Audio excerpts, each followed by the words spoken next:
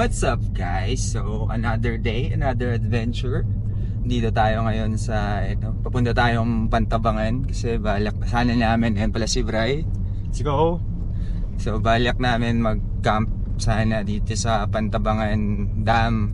Pero nalaman namin kailangan pala ng permit and punta kami sa office. Wala yung manager. Ganda-ganda ng spot. Sana payagan tayo. Hinihintay lang namin yung tawag kung babalik yung manager and i-approve yung request. Gumawa kaming request letter. Oo, kailangan pala kasi. Kailangan ng request letter pala and kailangan days ahead. Pasta ala Ate Len. Yan. Laging gutom to eh. Na tayo, mag-load na tayo kasi baka tayo makapagluto sa lakas ng hangin. Paluto na lang tayo, huwag nyo napahirapan sarili nyo. Kasi doon walang tindahan doon. Huwag nyo napahirapan sarili nyo.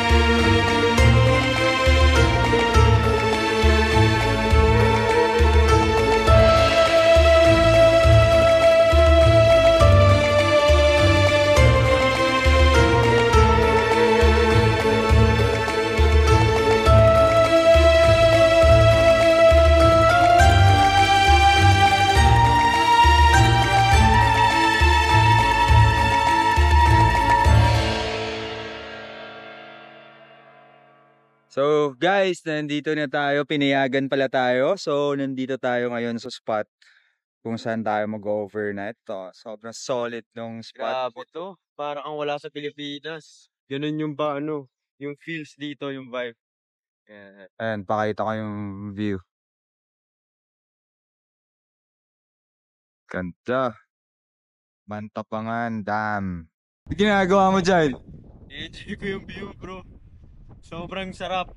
Feeling, lalo na pag bumubugso yung hangin. Kahit maaraw, hindi ko nainitan. Ganda, ganda. So, walang tao dito. Walang tao. So far, dun sa office, pag-check namin, walang ibang camper. Yun yung kagandahan pag So, weekday. solo. Oo, weekday warriors. Weekday warrior. So, tayo lang dito. Ganda. Hindi ko alam. Na-amaze ako sobra. May binayaran ba tayo? Walang bayad. So, request letter lang yung ginawa. Pasa lang dun sa office. And very secured. Secured kasi, secured pala kasi niraradyo nila lahat sa mga security. So, alam nila kung sino yung mga pumasok. Ayun guys, bago kayo makarating sa office, tatlong guardhouse dadaanan. Dito bago makapasok, may isang guardhouse. Gated tong area. Matibay naman yung wildlife. Inuupuan naman ni Bray. Lightner, active cargo system. And as may pack water tayo, yung water source. And tapos ito mga gear pod para storage for Lightner. And 270 awning. And of course, di kita. Connie suspension. And of course. Baha lights. Max Trax.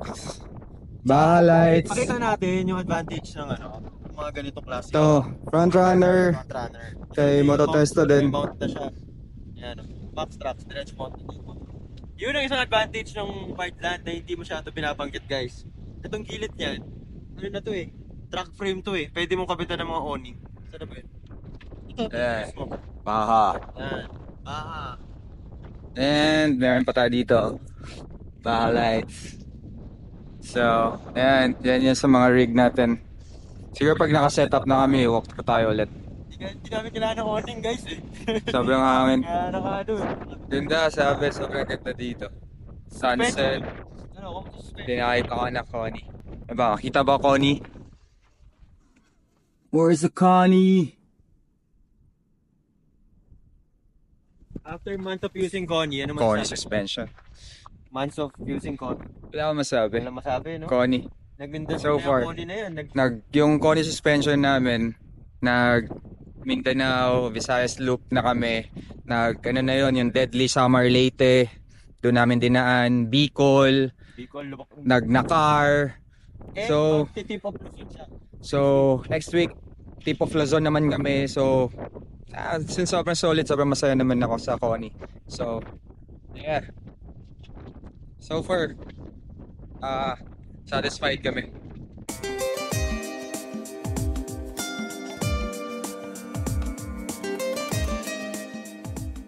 So guys, dito na, pumuesto na tayo.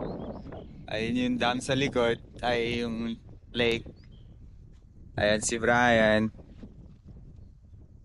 Medyo malakas yung hangin, pero solid yung view. Ito yung view. Kaya walang awning. Parang tataka kayo. Yan yung view. Nag-awning. Ganda. tayo lang tao dito guys, and papalipas lang tayong gabi kasi bukas pupunta kaming Baler. So ganda, sobrang ganda ng spot. Pero sabihan namin kayo ng mga details mamaya. Una saan tayo? Pantabangan Dam. Dam. Tapos kumusta? Paano ba pumunta dito? Well, nawu-Waze siya. Pantabangan Dam lang lalagyan niya sa Waze. So, para dun sa sa mga hindi pa masyado familiar sa lugar, siya yung parang town bago ka umakyat ng bundok ng Baler. Pero wazeable. Wazeable, oo. Tapos paano pumasok? Siya eh, may multiple na parang guardhouse, may mga madadaanan kayo. Pero guys, advice namin dito pag pupunta kayo is Contact nyo muna. Lagay na lang natin yung number sa somewhere. Oo. Tapos kailangan kasi dito ng letter talaga na nagpapaalam ka, details like names nyo, kung ano yung stay dates nyo, ilan kayo, car details, mga ganun yung kailangan nilang details. Tapos i-address nyo siya dun sa manager nitong dam. Tapos for approval yun. Oo. Hindi guaranteed kasi kailangan i-request mo eh. So, and thankfully na-approve tayo. Yes, thankfully na-approve. And then maganda kasi dito, napakalaki. Ang liit lang nung daan papasok dito, isang guardhouse. Tapos pagpasok mo, sobrang laki pala nung dam na to. Pero napakaganda ng view. Napakaganda ng view. Para kayong wala sa Pilipinas dito. Solid. Para kang nasa ibang bansa dito. Wala rin justice again yung video tsaka photo na naman dito. Kailangan mapuntahan mo and makita mo ng on your own eyes. Oo. And 4x2 friendly. Ayan, 4x2 friendly. Oo, yan ang pinakamaganda. Siya, hindi siya hardcore. Pero pag nandito ka, hardcore yung view. Hardcore yung view. Yes, medyo lang, mahangin. Depende sa season. Doon kagandahan naman pag mahangin, kahit tirik yung araw, hindi kami nainitan kanina. Hindi kami nag-awning ngayon Tapos, secured yung place, may perimeter kasi. Ayun. Ano pa ba yung mga info na kuha natin, bro? Walang bayad. Walang bayad. Oo, wala siyang bayad. So, and then siguro, pag lang talaga dito guys, medyo raw camping. Dala na lahat. Walang structure dito, dala nyo na lahat. Kasi may... Pati CR wala. Walang CR. Tapos, dala nyo na lahat ng kailangan nyo na necessities. And then, syempre basura nyo, wag nyo iiwan dito kasi for sure, Yes, alagaan natin para mas mapuntahan pa. Hindi isara yung spot. Para ma-experience naman ng iba. Ayun. Aside from, uwi nyo yung basura nyo kasi hanginin yun dito. Sayang naman mapunta yan dyan. Tama, linis-linis yan. Ang linis Yan. Tapos lapit lang sa Manila. Tapos enjoyin nyo na lang yung view. Ganda, ayan. And Lex SC Taxi. So, ayan guys. Chill lang kami dito since kami lang dito, and then maganda, sobrang ganda ng view. So ayan si Bray, kaupo lang, kain lang, ako chill lang din dito. And yeah, ganito lang, chill lang ulit.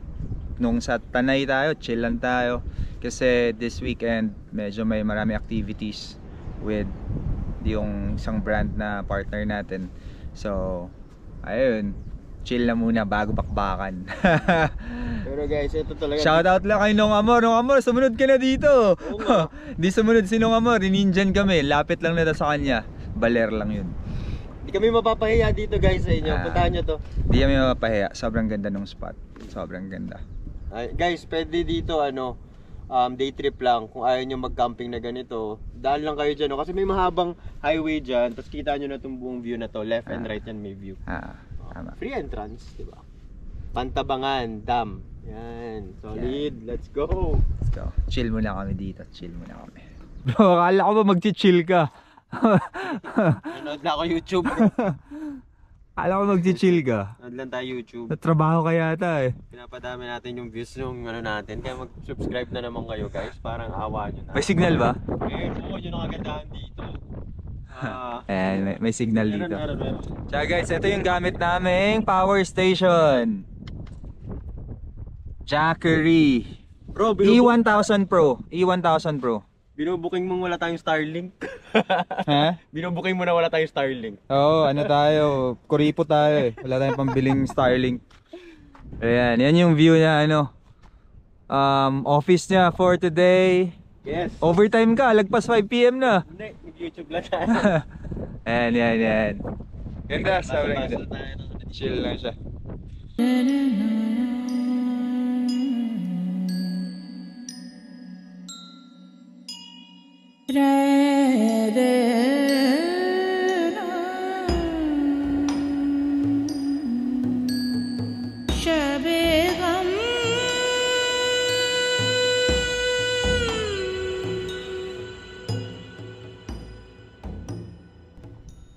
Bro, ano niluluto mo?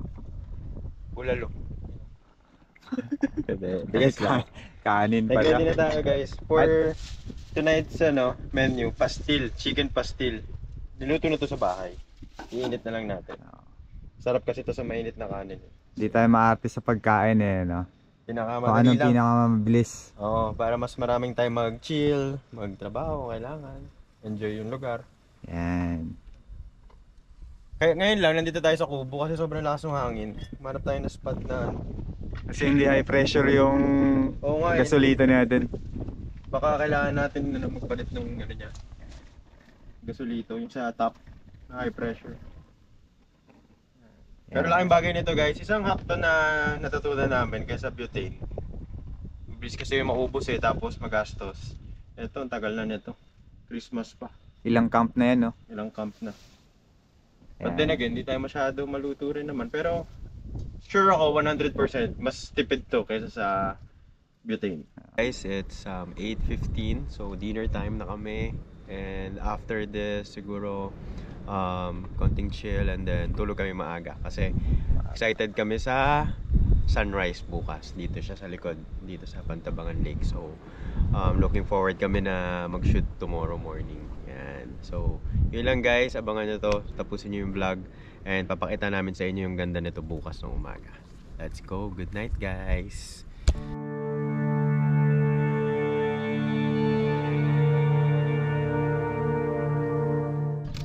Morning, brother. Morning. Sabi tayo. Ano, brewed coffee ba yan? Brewed coffee. Gin bro. Sobrang lamig sa gabi.